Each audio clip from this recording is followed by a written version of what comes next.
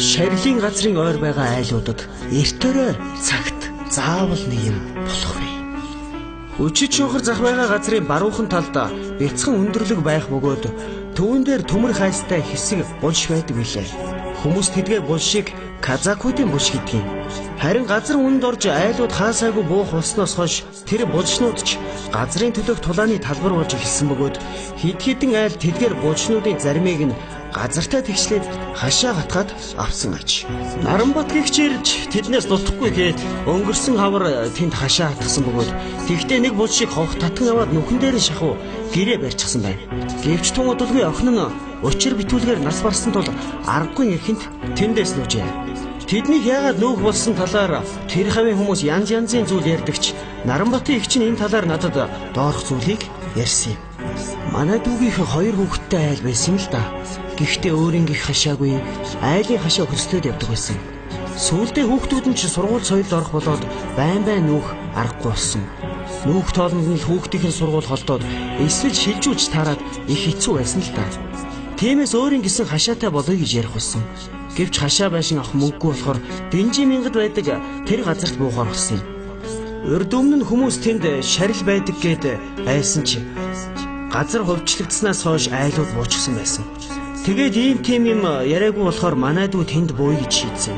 Өөрөө хүнсний зах дээр тэрэг төрдөг, авгаан хоол хийж зардаг байсан болохоор амхиндаа бас ажилдаа ойртож байсан ухаантай. Гэвч буугаад удаачгүй байхад охин нь нас барсан. Гэхдээ бүр зүгээр ч нас бараагүй. Одоо хий үзэгдэлч гэдэг юм уу? Нэг юмд хорлогдчихсон. Тэр өдөр Наранбатыг таньдаг нэг махны чэйн залуу дүүд маань би налайхын цаахнаас 2 үхэр авах гэсэн юм. Ханиндаа яваад ирэх гэсэн юм блэ. Тэгэхээр дүү маань хөлс мөнгийг нь тохироод явхаар болж эхнэр хүүхэдтэй хилээд явсан байсан. Гэтэл шөнө нь эхнэрийг нь унтаж байхад нэг хүн хүнчлийг нь хуу татаад хайчихсан гэсэн.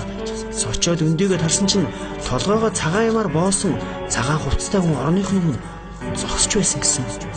Тэгэхээр манай бэр дээрээ шидээд зайлаач гэж хашгиртал нөгөө цагаан хувцастай хүн дээш хөөрөөд гэрийн зүүн талд унтаж байсан охин дээгүүр нь эргэлдэх шиг болоод алга болчихсон гэсэн. Тэднийх тэр үед товгүй байсан юм билээ л дээ. Тиймээс Бирман лаа асаагаад охин руугаа очиж харсан чинь зүгээр байх шиг болохоор нь санаа намраад тэр чигээрээ лаатайгаа унтчихсан гэсэн.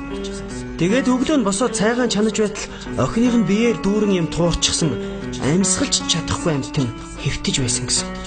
Тэгэхээр нь сандраад охиноо арайхыг хувцлаад өрхийн эмнэлэг дээр очисон чинь кор туссан байна. Бушуухан эмнэлэг твтүүл гэсэн юм лээ. Үүнийг сонсоод тэр над руу ирсэн юм. Би ч сандраад яваад очихлоо охиных нь хамаг хөлс цутгачихсан байдгаараа халуураад байж байсан. 44 хүрчихсэн байсан шүү. Хамгийн ажиглалтай нь биеэр нь туурсан зүйл кор биш юм шиг надад санагдаад байсан. Гэхдээ л эмнэлэг бараадуулъя гээд эмнэлэг твтүүлсэн. Тэр өдрийн үдээс хойш Наранбат ч ирсэн. Тэгтэн эхнэр нь шүн бусын явдлыг хэлээд ланд үзүүлэх гэсэн. Гэтэл манай дүү уурлаад ер зөвшөөрөөгүй. Тэгээд чудлгүй охиных нь би гайгүй болоод эмнэлгээс гарсан юм. Энэ хооронд юу ч болоогүй. Тэгсэн нэг өдөр Наранбат манайд нэлээ халамж зүрдэг юм байна. Тэгснэ надад их л аминчлан байж. Игч минь манай ашинд нэг юм байх шиг байна. Би эртээ чи унтаж байгаад гинт сэрсэн. Тэгээд дээшээ гараад хэвтэж байсан чинь нүдний үзүүрт нэг юм хөдлөх шиг болсон. Тэгэхээр нь харсан чинь хүүхдүүдийн унтаж байсан орны урд яа харахгүй нэг хүн зогсож байснаа намайг хоолоогоо зассан чи алга болчихлоо. Та таньдаг мэддэг хүн байвал арга засал хийлгэж өгөөч. Дулам хандад тагна хийлж болохгүй шүү. Нүүн гээд унана. Бид нар одоо хаана очих вэ гэж хэлсэн. Тэгэхээр л ламд үзүүллээ. Тэгсэн чинь бушуу нь өөр арга байхгүй. Хизээ шарилын газар хэрвээ байсан битээ. Тийм газарт угаасаа муу орон зай үүсдэг гэхээс өөр нь хэлсэнгүй. Тэгэхээр би нэг удхан авгаа дээр очисон чинь засал хийж болно.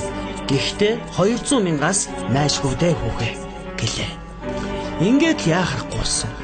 Нэгэнт өөр буух газар байхгүй, мөнгө төгрөггүй хүмүүс чинь хашааны хідэн банзаа чирээд хайчих байдэ.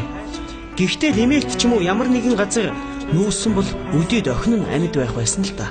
Хамгийн сүүлд тэр хий үзэгдэл үзэгдэхдээ ганцхан охинд нь харагдсан байсан. Охин нь биеийн муу байхдаа ээжтэй бас намайг унтаж байсан чинь нэг хүн хөлөөс нь бариад авсан. Би цочоод сэгсэн чинь өрөөс нь нүдгүү хүн орны өмнө инээгээ зогсоод байсан. Би айсандаа дуурч чадахгүй хүнжлөөрөө толгоогоо битүүлээд хэвтэж байтал хүнжил сөхөж хайчаад дээрээс харж байснаа алга болчихсон ээжээ гэж ярьж байсан. 10 настай их хөөрхөн охин байсан да. Нас барсныхан дараа ламаар зөндөө явсан. Тэгтэл нэг лам та нар хүнд хорлогдож өгсөн хархилтэй хүний шарилтай ойрхон байна.